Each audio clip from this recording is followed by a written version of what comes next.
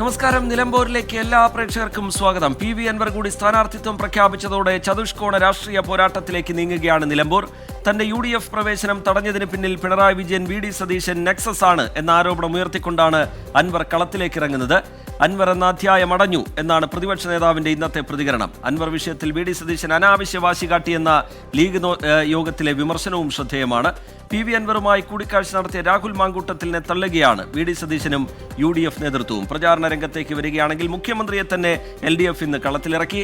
അനിശ്ചിതത്വങ്ങൾക്കൊടുവിൽ മുൻ കേരള കോൺഗ്രസ് നേതാവ് മോഹൻ ജോർജിനെ സ്ഥാനാർത്ഥിയാക്കി BJP കൂടി മത്സരരംഗത്തേക്ക് എത്തിയതോടെ പൊടിവാറും പോരിനാണ് നിലമ്പൂർ ഇനി സാക്ഷ്യം വഹിക്കുക. വിശദമായ റിപ്പോർട്ടുകളിലേക്ക് നമ്മൾ കടക്കുകയാണ്. നിലമ്പൂരിലെ രാഷ്ട്രീയ കാലാവസ്ഥ വിശദമായി തന്നെ നമുക്ക് പരിശോധിക്കാം. നിലമ്പൂർ ഉപതെരഞ്ഞെടുപ്പ് പ്രത്യേക ബുള്ളറ്റിനിലേക്ക് ഒരിക്കൽ കൂടി എല്ലാ പ്രേക്ഷകർക്കും സ്വാഗതം.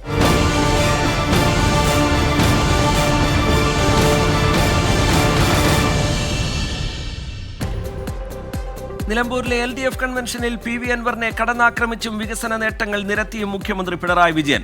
ഉപതെരഞ്ഞെടുപ്പിന് വഴിയൊരുക്കിയത് അൻവറിന്റെ വഞ്ചന എന്നാണ് മുഖ്യമന്ത്രിയുടെ വിമർശനം. കാട്ടുകള്ളൻ വീരപ്പൻ ചൂണ്ടിക്കാട്ടിയ മരമുറി നടന്നത് UDF ഭരണകാലത്താണെന്ന് മുഖ്യമന്ത്രി ആരോപിച്ചു.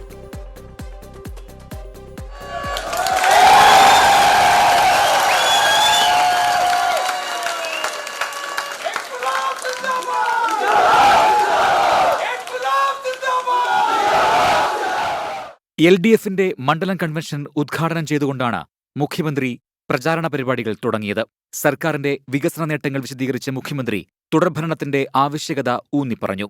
UDFനെ കാര്യമായി വിമർശിച്ച മുഖ്യമന്ത്രി അവരുടെ ഭരണകാലത്തെ അഴിമതി ചൂണ്ടിക്കാണിക്കാൻ കാട്ടുകള്ളൻ വീരപ്പന്റെ അഭിമുഖത്തിലെ പരാമർശം ഉദ്ധരിച്ചു. വീരപ്പൻ ജീവിച്ചിരിക്കുന്ന കാലത്ത് ഒരു പത്രക്കാരൻ, മാധ്യമപ്രവർത്തകൻ വീരപ്പനെ കാട്ടിൽ പോയി കണ്ടൊരു വാർത്ത കേട്ടിരുന്നു. ഒരു മന്ത്രി തന്നെ മരം മുറിക്കുന്നത് നേതൃത്വം കൊടുക്കുകയാണല്ലോ. എന്താ നിങ്ങൾ അത് റിപ്പോർട്ട് ചെയ്യാത്തത് എന്ന് വീരപ്പൻ ചോദിച്ചു എന്നാണ്. ന്യൂനപക്ഷ ദളിത് വിഭാഗങ്ങൾക്ക് നേരെ ഉയർന്ന ഭീഷണി ചൂണ്ടിക്കാട്ടി സംഘപരിവാറിനെയും മുഖ്യമന്ത്രി വിമർശിച്ചു. ഏറ്റവും വലിയ വഞ്ചനയാണ് ഈ തെരഞ്ഞെടുപ്പിന് കാരണം എന്ന് വിമർശിച്ച മുഖ്യമന്ത്രി വാര്യംകുന്നനെ ചതിയിലൂടെ ഒറ്റിക്കൊടുത്ത ചരിത്ര സന്ദർഭം ഓർമ്മിപ്പിച്ചു. അൻവറിനെ പരോക്ഷമായി കുറ്റപ്പെടുത്തി. ഐതിഹാസികമായ പോരാട്ടത്തിന് നേതൃത്വം കൊടുത്തവരുടെ മണ്ണാണിത്. അതോടൊപ്പം തന്നെ വാര്യംകുന്നത്തിനെ പിടികൂടാൻ ഉപകരണമായി പ്രവർത്തിച്ച ചതി കാണിച്ച ആളുടെ മണ്ണും കൂടിയാണിത്. ഇപ്പൊ നമ്മളും ഒരു ചതിക്കിരയായാണ് ഇത്തരമൊരു തെരഞ്ഞെടുപ്പ് നേരിടേണ്ടി വന്നിട്ടുള്ളത്. അതില് ഏതെങ്കിലും തരത്തിൽ ആശങ്കപ്പെടുന്നൊരു മുന്നണിയല്ല LDF. പൊതുപ്രവർത്തനത്തിൽ ക്ലീൻ ഇമേജുള്ള നേതാവാണ് M സ്വരാജ്. സ്വരാജ് വിജയിച്ചു വരുന്നത് കാത്തിരിക്കുകയാണെന്ന് പറഞ്ഞാണ് മുഖ്യമന്ത്രി അവസാനിപ്പിച്ചത്. ടീം 24 നിലമ്പൂർ. മുഖ്യമന്ത്രിയുടെ വരവോടെ ആവേശത്തിലായി നിലമ്പൂരിലെ LDF ക്യാമ്പ്. കുതിരക്കച്ചവടമല്ല ജനാധിപത്യമെന്ന് നിലമ്പൂർ ഉറപ്പാക്കണമെന്ന് യോഗത്തിൽ സ്ഥാനാർത്ഥി M സ്വരാജ് പറഞ്ഞു. ഇടതുപക്ഷ ജനാധിപത്യ മുന്നണിക്ക് മഹാവിജയം സമ്മാനിച്ചേ അടങ്ങൂ എന്ന് ദൃഢനിശ്ചയമെടുത്ത ഒരു ജനാവലിയാണ് ഇവിടെ ഒന്നിച്ചുകൂടിയിട്ടുള്ളത്. അങ്ങനെ ഒരു ദൃഢനിശ്ചയമെടുത്ത് ഒന്നിച്ചുകൂടിയവരോട് വീണ്ടും അങ്ങനെ അഭ്യർത്ഥിക്കുന്നത് അത്ര അത്യാവശ്യമുള്ള ഒരു കാര്യമല്ല എന്നാണ് ഞാൻ വിചാരിക്കുന്നത്. നമ്മുടേത് മലയോര മേഖലയാണ്. അവരുടെ സ്വത്തിനും ജീവനും സംരക്ഷണം കൊടുക്കാനാവാത്ത വന്യജീവി സംരക്ഷണ നിയമം പൊളിച്ചെഴുതണം. ജനാധിപത്യം അർത്ഥപൂർണമാക്കാൻ കുതിരക്കച്ചവടത്തിന്റെയോ ഉപജാപങ്ങളുടെയോ മറുപേരല്ല ജനാധിപത്യം എന്നുറപ്പിക്കാൻ. വിവരങ്ങളുമായി ദീപക് ധർമ്മടം ചേരുന്നുണ്ട് നിലമ്പൂരിൽ നിന്ന്. ദീപക്, നേരത്തെ സ്ഥാനാർത്ഥിയെ പ്രഖ്യാപിച്ച് നേരത്തെ കളത്തിലിറങ്ങാൻ കഴിഞ്ഞു എന്ന ആത്മവിശ്വാസം UDF ക്യാമ്പ് വെച്ച് പുലർത്തുമ്പോൾ മുഖ്യമന്ത്രിയെ തന്നെ കളത്തിലിറക്കി പ്രചാരണാവേശം ഇരട്ടിയാക്കുകയാണ്. പ്രവർത്തകരുടെ പ്രചാരണാവേശം ഇരട്ടിയാക്കുകയാണ് LDF ക്യാമ്പ്. അദ്ദേഹത്തിന്റെ പ്രസംഗത്തിൽ PV അൻവറിന്റെ പേരെടുത്ത് പറയുന്നില്ലെങ്കിലും വിമർശനം അൻവറിനെതിരെയാണ് എന്ന് വ്യക്തമാണ്. അതുപോലെ M സ്വരാജിനെതിരെ UDF ക്യാമ്പ് ഇപ്പോൾ ഉയർത്തുന്ന ആ മണ്ഡലത്തിലെ ജനകീയതയുമായി ബന്ധപ്പെട്ട വിഷയങ്ങളിൽ മുഖ്യമന്ത്രി മറുപടി പറയുന്നു. പ്രസംഗത്തിന്റെ വലിയൊരു ഭാഗം ഇടം പിടിക്കുന്നത് ഈ സർക്കാരിന്റെ ഭരണ നേട്ടങ്ങൾ നിരത്താനും അതുപോലെ എന്തുകൊണ്ട് LDF സർക്കാർ വീണ്ടും വരണം എന്നുള്ളത് സൂചിപ്പിക്കാനുമാണ്.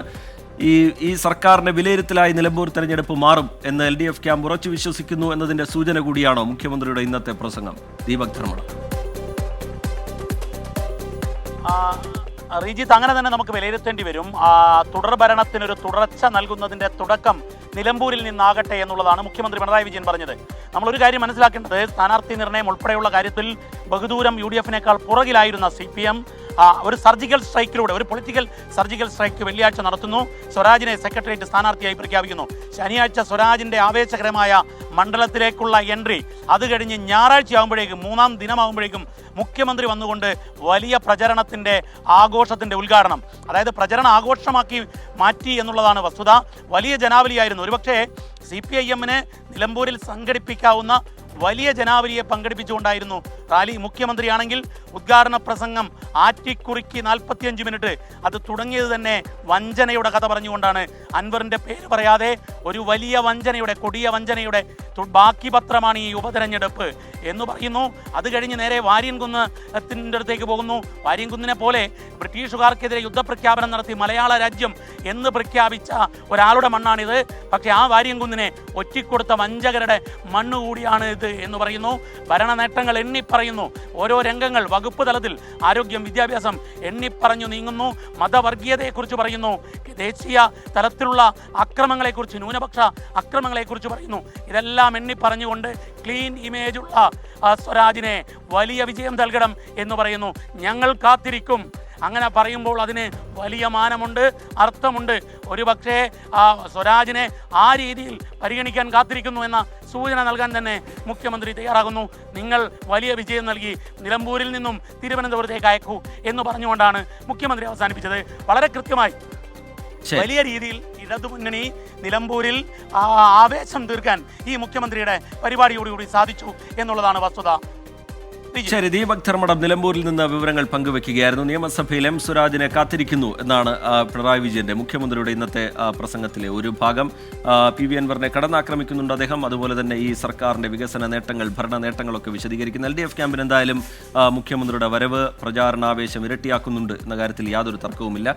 അൻവറുമായി ബന്ധപ്പെട്ട വിഷയങ്ങളിലേക്ക് പോയാൽ PV അൻവർ കൂടി കളത്തിലേക്ക് ഇറങ്ങിയതോടെ നിലമ്പൂരിൽ ഇനി പൊടിവാറും പോരിലേക്ക് കാര്യങ്ങൾ നീങ്ങുകയാണ്. PV അൻവറിന്റെ പ്രചാരണത്തെ UDF-ഉം LDF-ഉം എങ്ങനെ നേരിടും എന്നുള്ളതാണ് ഇനി കാണേണ്ടത്.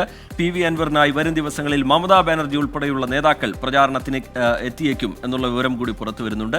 ആവശ്യത്തിനനുസരിച്ച് വിവിധ സമുദായങ്ങളെ യൂസ് ആൻഡ് ത്രോയിൽ ഉപയോഗിക്കുന്ന കഴിവാണ് യഥാർത്ഥ വഞ്ചന എന്ന് PV അൻവർ മുഖ്യമന്ത്രിക്ക് മറുപടി നൽകി. വിപിൻ C. വിജയൻ വിവരങ്ങളുമായി ചേരുന്നുണ്ട് നിലമ്പൂരിൽ നിന്ന്. വിപിൻ, രാഷ്ട്രീയ നിലപാട്, സ്ഥാനാർത്ഥിത്വം സംബന്ധിച്ച നിലപാട് അൻവർ പ്രഖ്യാപിച്ചു കഴിഞ്ഞിട്ടുണ്ട്. അൻവർ ഒരു വിഷയമേ അല്ല എന്ന് UDF ക്യാമ്പും LDF ക്യാമ്പും ഒക്കെ ആവർത്തിച്ച് പറയുന്നുണ്ടെങ്കിലും ആ മണ്ഡലത്തിൽ സ്വാഭാവികമായി സ്വാധീനമുള്ള വ്യക്തിയാണ് അൻവർ. അവിടെയുള്ള MLA ആയിരുന്നു. അതുകൊണ്ട് അൻവറിന്റെ തുടർ നീക്കങ്ങൾ, അതിൽ ഇരു ക്യാമ്പുകളും ഈ ഘട്ടത്തിൽ പ്രതികരിക്കുന്നത് ഏത് തരത്തിലാണ്? അൻവറിന്റെ ഇനിയുള്ള നീക്കങ്ങളെ, പ്രചാരണത്തിന്റെ സ്വഭാവത്തെയൊക്കെ എങ്ങനെയാണ് ഈ ഘട്ടത്തിൽ വിലയിരുത്തേണ്ടത്? വിപിൻ C. വിജയൻ.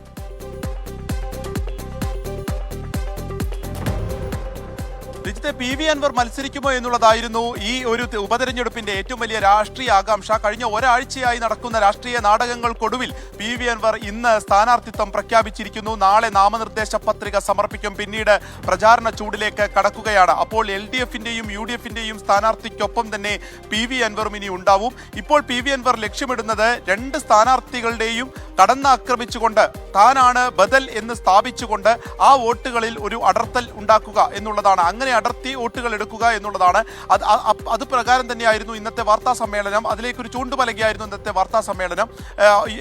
M സ്വരാജിനെ കടന്നാക്രമിക്കുന്നു, ഒപ്പം തന്നെ ആര്യടൻ ഷൗക്കത്തിനെയും വിമർശിക്കുന്നു. ആര്യടൻ ഷൗക്കത്ത് എന്തുകൊണ്ട് താൻ സ്ഥാനാർത്ഥിയായി വേണ്ട എന്ന് പറഞ്ഞു എന്നുള്ളതിന് ഓരോരോ കാരണങ്ങൾ കൊണ്ട് അദ്ദേഹത്തിന്റെ സിനിമയെ ഉൾപ്പെടെ പറഞ്ഞുകൊണ്ടായിരുന്നു ഇന്നത്തെ ഒരു വാർത്താ സമ്മേളനം ഉണ്ടായത്. ഒപ്പം തന്നെ M സ്വരാജിനെ, അത് ഈ പെഹൽഗാം അക്രമത്തിൽ അടക്കം എടുത്തിട്ടുള്ള നിലപാടുകളെ വിമർശിക്കുന്നു. ഒപ്പം തന്നെ ശബരിമല വിഷയത്തെ കൊണ്ടുവരുന്നു. ആര്യടൻ ഷൗക്കത്തിലേക്ക് വന്നു കഴിഞ്ഞാൽ മുസ്ലിം സമുദായത്തിന്റെ വോട്ടുകൾ ലഭിക്കില്ല, അത് എന്തുകൊണ്ട് ലഭിക്കില്ല എന്ന് പറയുന്നു. വ്യാപാരി സമൂഹം അദ്ദേഹത്തെ കൈവിടുമെന്ന് പറയുന്നു. ഇതൊക്കെ കാരണമാണ് താൻ ഈ രണ്ട് ആൾക്കാരെയും വിടുന്നത് എന്നും താൻ ബദലായി നിൽക്കുമെന്നും അദ്ദേഹം പറഞ്ഞു വെക്കുകയാണ്. ഇനി പൊടിപ്പാറും പോരാട്ടം തന്നെയായിരിക്കും നിലമ്പൂരിൽ. റീജിത്ത്.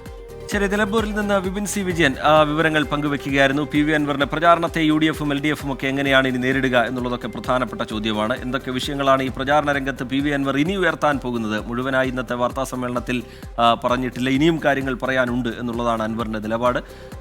തിങ്കളാഴ്ച, അതായത് നാളെ നാമനിർദ്ദേശ പത്രിക നൽകും എന്നാണ് പി വി അൻവർ അറിയിച്ചിരിക്കുന്നത്. ഒപ്പം തന്നെ BJP-യുടെ സ്ഥാനാർത്ഥിയുടെ എൻട്രി കൂടി ആ മണ്ഡലത്തിലേക്ക് ഉണ്ടായതോടുകൂടി ഒരു ചതുഷ്കോണ പോരാട്ടത്തിലേക്ക് നിലമ്പൂർ മണ്ഡലം നീങ്ങുന്നുണ്ട്. നിലമ്പൂരിലെ കാഴ്ചകൾ ഇനിയുമുണ്ട്. മുസ്ലിം ലീഗ് നേതൃയോഗത്തിൽ പ്രതിപക്ഷ നേതാവ് VD സതീശനെതിരെ രൂക്ഷ വിമർശനം. അൻവറിനെ സഹകരിപ്പിക്കാമെന്നുള്ള പ്രഖ്യാപനം നടത്താതെ VD സതീശൻ നീട്ടിക്കൊണ്ടുപോയി. VD സതീശന് ധിക്കാരം, മുന്നണി മര്യാദ പാലിക്കുന്നില്ല, മുസ്ലിം ലീഗിനോട് അവഗണനയെന്ന വിമർശനവും ഉയർന്നു. സമീർ ബിൻ കരീം വിവരങ്ങളുമായി ചേരുന്നുണ്ട് മലപ്പുറത്ത് നിന്ന്. സമീർ, ഈ പ്രതിപക്ഷ നേതാവ് ആ തീരുമാനം നീട്ടിക്കൊണ്ടുപോയി എന്ന് മാത്രമല്ല, അനാവശ്യമായൊരു വാശി ആ വിഷയത്തിൽ കാണിച്ചു എന്ന് അംഗങ്ങൾക്കിടയിൽ നിന്ന് അഭിപ്രായമുയർന്നു. പ്രതിപക്ഷ നേതാവിനെതിരെ മാത്രമല്ല, അൻവറിന്റെ സമീപനത്തിലും വിമർശനമുയർന്നിട്ടുണ്ട് എന്നാണ് മനസ്സിലാക്കുന്നത്. വിവരങ്ങൾ എന്താണ് സമീർ? റീജിത്ത്, ഇന്ന് മലപ്പുറത്ത് ചേർന്ന മുസ്ലിം ലീഗ് നേതൃയോഗത്തിൽ പ്രധാനമായും KM ഷാജിയും MK മുനീറുമാണ് കോൺഗ്രസിനെതിരെ അതിരൂക്ഷ വിമർശനം ഉന്നയിക്കുന്ന ഒരു സാഹചര്യം ഉണ്ടായത്. മുൻപൊന്നും തന്നെ ലീഗ് യോഗങ്ങളിൽ കോൺഗ്രസിനെതിരെ ഇരുവരും വിമർശനം പൊതുവെ ഉന്നയിക്കാറില്ല. പക്ഷേ നിലമ്പൂരിലെ സാഹചര്യം വഷളായ ഒരു സാഹചര്യത്തിലാണ് ഇരുവരും രൂക്ഷമായ വിമർശനം ഉന്നയിക്കുന്ന ഒരു സാഹചര്യം ഉണ്ടായത്. പ്രധാനമായും പറഞ്ഞത് PV അൻവറുമായി ബന്ധപ്പെട്ട വിഷയം നീട്ടിക്കൊണ്ടുപോയി വഷളാക്കിയിരിക്കുന്നത് VD സതീശനാണ്.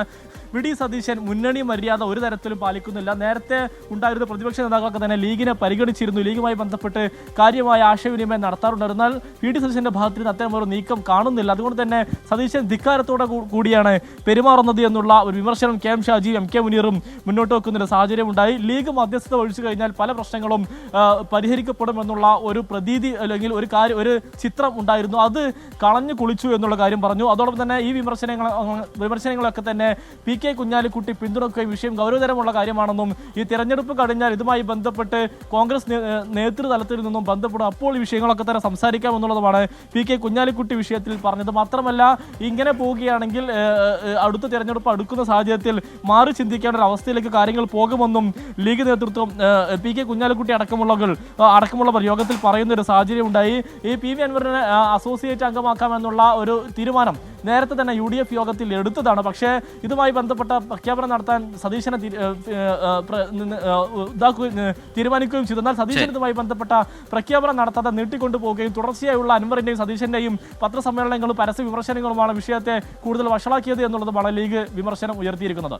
ശരി, തൃണമൂൽ കോൺഗ്രസിനെ UDF-ലെ അസോസിയേറ്റ് പാർട്ടിയാക്കാം എന്നുള്ള ധാരണ നേരത്തെ രൂപപ്പെട്ടതാണ്. അതിൽ പക്ഷേ തീരുമാനം പറയാതെ VD സതീശൻ നീട്ടിക്കൊണ്ടുപോയി എന്നുള്ള വിമർശനമാണ് ലീഗിൽ നിന്ന് ഉയരുന്നത്. അതുപോലെ തന്നെ ഈ അൻവറിന്റെ കാര്യത്തിൽ ഒരു അനാവശ്യ വാശി പ്രതിപക്ഷ നേതാവ് വെച്ചു പുലർത്തി എന്നുള്ള വിമർശനം കൂടി ലീഗ് നേതൃത്വം ഉയർത്തുകയാണ്. PV അൻവറിനെ അനുനയിപ്പിക്കാൻ ഇന്നലെ രാത്രി വീട്ടിലെത്തിയ യൂത്ത് കോൺഗ്രസ് അധ്യക്ഷൻ രാഹുൽ മാങ്കൂട്ടത്തിന് ട്രോൾ മഴ. പാർട്ടി നേതൃത്വം തള്ളിപ്പറഞ്ഞതിനേക്കാൾ പ്രഹരമേൽപ്പിക്കുന്നത് പുറത്തെ ഇടത് സൈബർ വിങ്ങിന്റെ ട്രോൾ ആക്രമണമാണ്.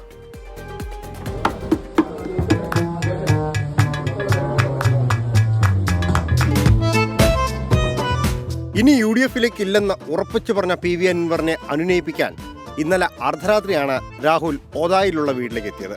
അൻവർ അനുകൂലികൾ തന്നെയാണ് ഇരുവരുടെയും കൂടിക്കാഴ്ചയുടെ ചിത്രങ്ങൾ പുറത്തുവിട്ടതും. രാവിലെ സംഭവം വിവാദമായതോടെ VD സതീശനടക്കം രാഹുലിനെ തള്ളി രംഗത്തെത്തുകയും ചെയ്തു. അനുനയത്തിന് ഒരു ജൂനിയർ MLA ചുമതലപ്പെടുത്തുമോ എന്ന് വരെ VD സതീശൻ ചോദിച്ചു. ഇനി അതും പോട്ടെ, സോഷ്യൽ മീഡിയയിൽ എന്താണ് സ്ഥിതി? ഇതാണ് സ്ഥിതി.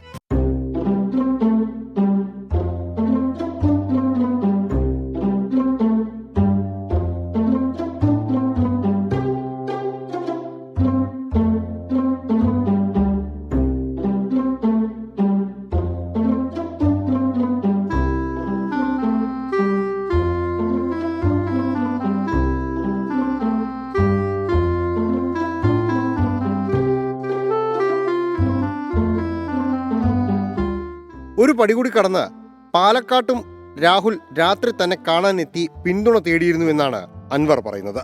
PV Anwar is not our headache എന്ന് പോസ്റ്റിട്ട രാഹുൽ അൻവറിനെ തിരികെ എത്തിക്കാൻ കൂടിക്കാഴ്ച നടത്തിയത് എന്തായാലും ട്രോൾ ലോകത്ത് നന്നായി ഉണർത്തിയിട്ടുണ്ട്. അങ്ങനെ തിരഞ്ഞെടുപ്പ് രംഗം ചൂടുപിടിക്കും മുമ്പേ ട്രോളർമാരുടെ സഹായത്താൽ ചെസ് നമ്പർ 1 എയറിലായിട്ടുണ്ട്. News desk 24. അനിശ്ചിതത്വങ്ങൾക്കിടെ നിലമ്പൂരിൽ സ്ഥാനാർത്ഥിയെ പ്രഖ്യാപിച്ചിരിക്കുകയാണ് BJP. കേരള കോൺഗ്രസ് ജോസഫ് വിഭാഗം നേതാവും നിലമ്പൂർ സ്വദേശിയുമായ അഡ്വക്കേറ്റ് മോഹൻ ജോർജാണ് NDA സ്ഥാനാർത്ഥി. നിലമ്പൂരിൽ വലിയ വിജയപ്രതീക്ഷയാണുള്ളതെന്ന് മോഹൻ ജോർജ് 24-നോട് പറഞ്ഞു. അദ്ദേഹം ഇന്നാണ് BJP അംഗത്വം സ്വീകരിച്ചത്. അങ്ങനെ BJP സ്ഥാനാർത്ഥി കൂടി മണ്ഡലത്തിൽ ഇറങ്ങുന്നതോടുകൂടി നിലമ്പൂരിൽ കടുത്ത മത്സരത്തിനാണ് സാക്ഷ്യം വഹിക്കാൻ പോകുന്നത് എന്നുള്ളതാണ്. BJP സ്ഥാനാർത്ഥി അഡ്വക്കേറ്റ് മോഹൻ ജോർജാണ് 24-നൊപ്പം ഈ ഘട്ടത്തിൽ ചേരുന്നത്. അതായത് കുറച്ച് താമസിച്ചു, പലതരത്തിലുള്ള അഭ്യൂഹങ്ങൾ പ്രചരിച്ചു. അത് BJP സ്ഥാനാർത്ഥി ആരാകുമെന്നത് സംബന്ധിച്ച് ഏറ്റവും ഒടുവിൽ സർപ്രൈസ് ആയിട്ട് താങ്കളുടെ എൻട്രി വരുന്നു. എങ്ങനെയാണ് അതിനെ ആദ്യഘട്ടത്തിൽ നോക്കിക്കാണുന്നത്? വളരെ പോസിറ്റീവാണ് കാണുന്നത്. BJP ഒരു വലിയ പാർട്ടിയാണ്. ആ പാർട്ടി വളരെയേറെ കാര്യങ്ങൾ ഡിസ്കസ് ചെയ്യേണ്ടി വരും. അങ്ങനെ ഒരു ഉറച്ച തീരുമാനം എടുത്താണ്. ഇന്നലെ വൈകുന്നേരമാണ് എന്നെ വിളിച്ച് ചോദിക്കുന്നത്. നോബൽ മാത്യു ഉൾപ്പെടെയുള്ള നേതാക്കന്മാർ, BJP നേതാക്കന്മാർ, എൻ്റെ പഴയകാല സഹപ്രവർത്തകർ, അവർ ചോദിച്ചു. ഞാൻ ഏകദേശം സമ്മതം പറഞ്ഞു. ഇന്ന് രാവിലെ TV യിൽ നിന്ന് പറയുമ്പോഴാണ് ഞാനത് അറിയുന്നത്, സ്ഥാനാർത്ഥിയെ പ്രഖ്യാപിച്ചവർ അറിയുന്നത്. ഇന്നലെ വിളിച്ചു ചോദിക്കുന്നു, ഇന്ന് സ്ഥാനാർത്ഥിയാകുന്നു. അപ്പം എങ്ങനെയാണ്? കാരണം അത് ഈ പറഞ്ഞവരെ താങ്കൾ ഇത്രയും കാലം പിന്തുടരുന്ന ഒരു പ്രസ്ഥാനമുണ്ട്. ആ പ്രസ്ഥാനത്തെ പെട്ടെന്ന് തള്ളിപ്പറഞ്ഞ് BJP പോലെ ഒരു പാർട്ടിയിലേക്ക് വരാനുണ്ടായിരുന്ന ഒരു തീരുമാനം എന്താണ്? ആ പ്രസ്ഥാനത്തിൻ്റെ ശക്തിക്ഷയം കൊണ്ട് തന്നെയാണ്. ആ പ്രസ്ഥാനം വലിയൊരു പ്രസ്ഥാനമായപ്പോഴാണ്. കേരള കോൺഗ്രസ് നിലമ്പൂരിലെ ഒരു വലിയ പ്രസ്ഥാനമായിരുന്നു. ഞാൻ ഇന്നും ഓർക്കുന്നുണ്ട്, ഇലക്ഷൻ പ്രഖ്യാപിക്കുമ്പോൾ ആര്യാടൻ മുഹമ്മദ് സാറ് എൻ്റെ വീട്ടിൽ വരുമായിരുന്നു ആദ്യം. അന്ന് ഞാൻ കേരള കോൺഗ്രസിൻ്റെ KSCയുടെ നേതാവായിരുന്നു. അന്ന് വരുമായിരുന്നു. അന്ന് പാർട്ടിക്ക് ശക്തി കൊണ്ടാണ് എന്നെ കണ്ടുകൊണ്ടത്. ഇന്ന് ആ പാർട്ടി വളരെ ശിഥിലമായിരിക്കുന്നു. ഇന്ന് ജോസഫ് ഗ്രൂപ്പിലൊന്നും വളരെ ആളുകൾ കുറവാണ്. അതൊക്കെ ഒരു സംഘം കച്ചവടക്കാരുടെ കയ്യിലായി മാറിയിരിക്കുന്നു. അപ്പോൾ ഞങ്ങൾ ഷാജു സാർ ഉൾപ്പെടെ ഇനി ധാരാളം പേര് വരുന്നുണ്ട്. ഇവിടുത്തെ കേരള കോൺഗ്രസിൻ്റെ സംസ്ഥാന നേതാക്കന്മാരെ കണ്ടുകൊണ്ടല്ല, ഞങ്ങളൊക്കെ ഈ പാർട്ടിയിൽ കഷ്ടപ്പെട്ട് പ്രവർത്തിച്ചുകൊണ്ട് ഞങ്ങളോടൊക്കെയുള്ള അനുഭവം കൊണ്ടാണ്. കേരള കോൺഗ്രസിൻ്റെ ആദർശപരമായിട്ടൊന്നും കേരള കോൺഗ്രസ് നിൽക്കുന്ന ആൾക്കാരല്ല. ആ ഒരു വ്യക്തിബന്ധങ്ങളുടെ പേരിൽ നിൽക്കുന്ന ആൾക്കാരാണ്. അവരൊക്കെ ഞങ്ങളോടൊപ്പം വരുമെന്ന് ഞങ്ങൾ ഉറപ്പുണ്ട്. ഇത് താങ്കൾ പറയുന്നത് ഇതൊരു തുടക്കം മാത്രമാണ്, ഇനി പുറകെ കുറേ അധികം പേര് വരും. കുറേയധികം പേര് വരും, വളരെയേറെ പേര് വരും. ഒരു സംശയവുമില്ല, വളരെയേറെ പേര് വരും. അതൊക്കെ ഞങ്ങൾ നിങ്ങൾക്ക് ഭാവിയിൽ തെളിയിച്ചു തരാം. ഇന്ന് തന്നെ ഇത് പറഞ്ഞിരുന്നെങ്കിൽ ഞങ്ങൾ ഇന്ന് ആൾക്കാരെ കൊണ്ടുവന്നേനെ. ഞങ്ങൾ അവരെ വിളിച്ച് പറഞ്ഞാൽ അത് വന്നേനെ. ഇത് ഇങ്ങനെ അറിയില്ലെങ്കിൽ പെട്ടെന്ന് ഞാൻ ഷാജി സാറും വന്നതാണ്. ഇങ്ങോട്ട് ഇവിടെ വരണമെന്ന് മാത്രം പറഞ്ഞുകൊണ്ട് ഞങ്ങൾ വന്നതാണ്. ഇങ്ങനൊരു പരിപാടി ഉണ്ടെന്ന് പറഞ്ഞാൽ ഞങ്ങൾ അവരെയൊക്കെ കൊണ്ടുവന്നേനെ. BJP സ്ഥാനാർത്ഥിയാണ് ഇപ്പം 24-നൊപ്പം ചേർന്നിട്ടുള്ളത്. എന്തായാലും വികസന പ്രവർത്തനങ്ങൾ ഉയർത്തി കാണിച്ചുകൊണ്ടാണ് ഈ തെരഞ്ഞെടുപ്പിനെ നേരിടാൻ BJP തയ്യാറെടുക്കുന്നത്. എല്ലാവരും നല്ല സ്ഥാനാർത്ഥികളാണ്, ജനങ്ങൾ തീരുമാനിക്കട്ടെ എന്നുള്ളതാണ്. ക്യാമറമാൻ മുനീഫ് തിരൂരിനൊപ്പം ഷഹദ് റഹ്മാൻ, 24 നിലമ്പൂർ. ശരി, BJP കൂടി ആ കളത്തിലേക്ക് ഇറങ്ങിക്കഴിഞ്ഞിരിക്കുന്നു. പോരാട്ടത്തിന് ചൂടുകൂടുകയാണ്, പ്രചാരണത്തിന് ആവേശം കൂടുകയാണ്. ഏറ്റവും ഒടുവിലായി പുറത്തുവരുന്ന ഒരു അറിയിപ്പ് കൂടി പ്രേക്ഷകരെ അറിയിക്കേണ്ടതുണ്ട്. അത് പത്തനംതിട്ട ജില്ലയിലെ ദുരിതാശ്വാസ ക്യാമ്പുകൾ പ്രവർത്തിക്കുന്ന സ്കൂളുകൾക്ക് ജില്ലാ കളക്ടർ അവധി പ്രഖ്യാപിച്ചിട്ടുണ്ട്. നാളെ അവധിയായിരിക്കും എന്നുള്ള കാര്യം അറിയിച്ചിട്ടുണ്ട്.